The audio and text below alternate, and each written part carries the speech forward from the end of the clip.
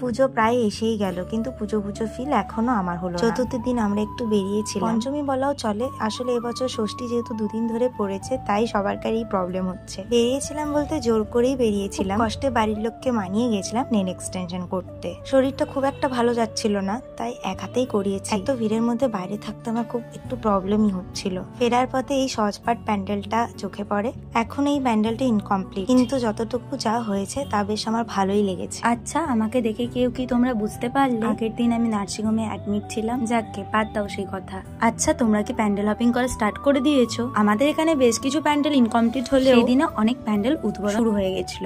বাড়ি ফেরার পথে আমরা দাঁড়িয়েছিলাম একটু বাড়ির জন্য চপ টপ নেওয়ার জন্য। আর আমি এখানে কি বলছিলাম তোমরা বুঝতে পারছিলে? যে মেয়ে আগের দিনে নার্সিংহোম থেকে ফিরেছে, তাকে যে বাড়ির লোক বাইরে বেরোতে দেবে না, এটাই স্বাভাবিক। কিন্তু আমি এই বিশ্বযুদ্ধকে কাটিয়ে ফাইনালি বুনুর সাথে গেছিলাম এক্সটেনশন করাতে। ফাইনাল রেজাল্টটা খুব একটা ভালো না লাগলেও খারাপ না।